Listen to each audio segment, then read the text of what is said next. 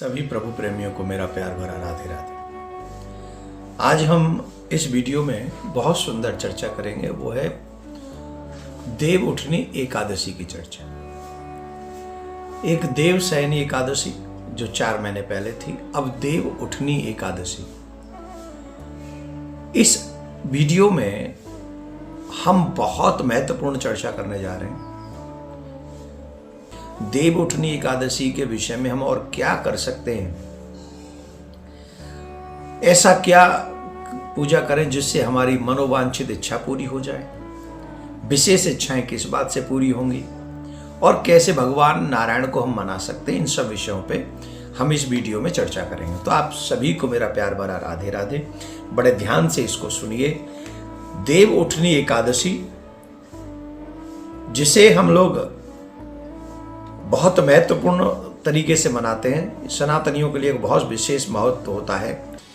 एकादशी तिथि के दिन भगवान विष्णु की प्राप्ति के लिए पानी में एक चुटकी हल्दी डालें और उसे स्नान करें।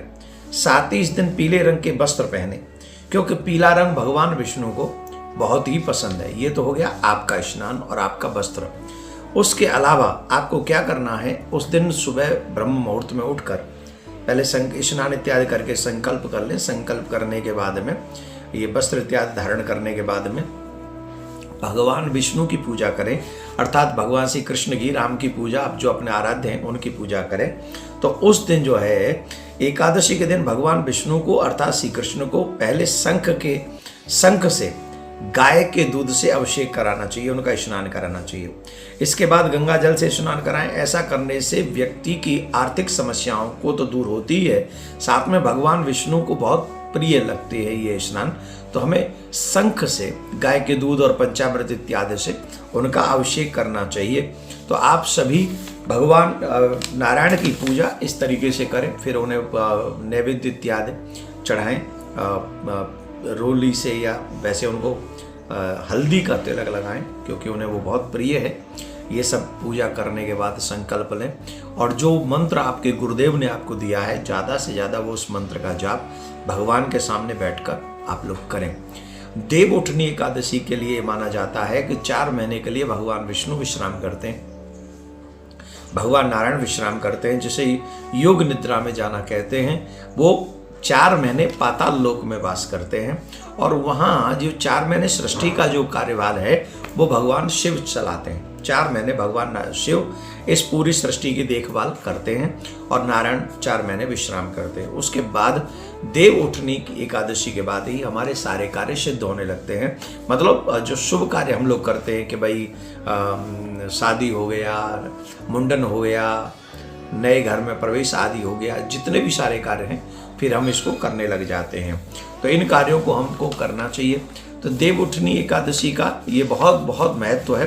मैं आपको कुछ चीज़ें और बता देता हूँ। देव उठनी एकादशी के दिन पीपल को जल अवश्य चढ़ाना चाहिए, क्योंकि भगवान विष्णु का पीपल में वास होता है। तो देव उठनी एकादशी को आप 1 लोटा जल ले जाएं, थोड़ा सा मिष्ठान ले जाएं और वहाँ पीपल के पेड़ के नीचे आप पीपल की जड़ में चढ़ा दें, जिससे आपकी प्रत्येक मनोकामना पूर्ण होगी। ये बहुत ध्यान रखें।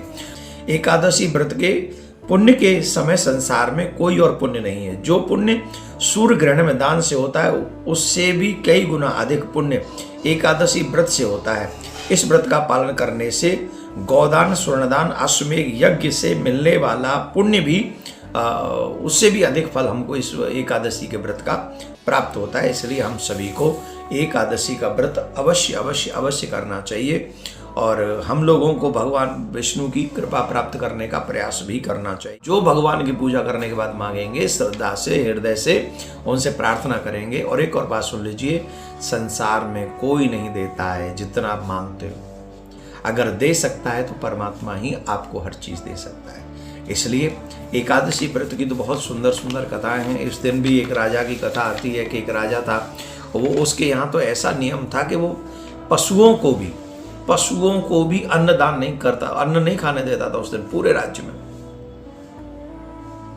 तो एकादशी, वो कथा तो बहुत बड़ी है, अगर हम कहेंगे तो ये वीडियो बहुत बड़ा हो जाएगा।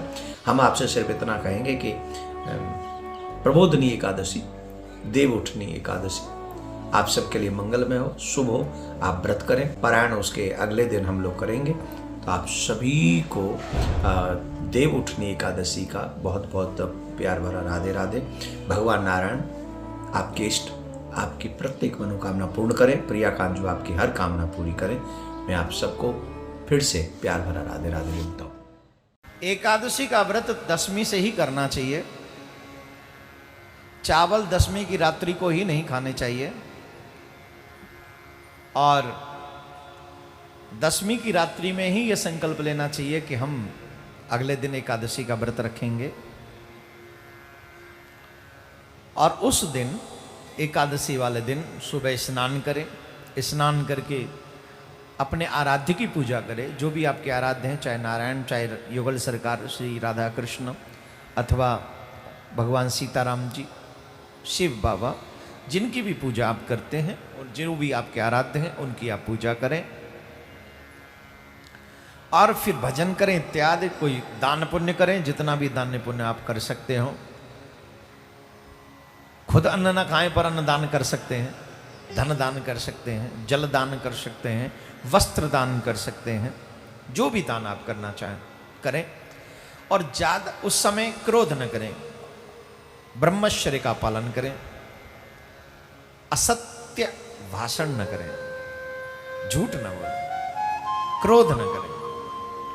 और जब तक संसार के काम कर रहे वो ठीक है, लेकिन ज्यादातर जितना भी समय हो सिर्फ भगवत नाम आपके मन में चलता रहे, जितना हो सके। संसार का काम जो भी आप करते हैं, वो कोई गेलो जॉब करते हैं, कहीं कुछ, वो करें, उसमें कोई प्रॉब्लम नहीं, उसमें कोई परहेज नहीं।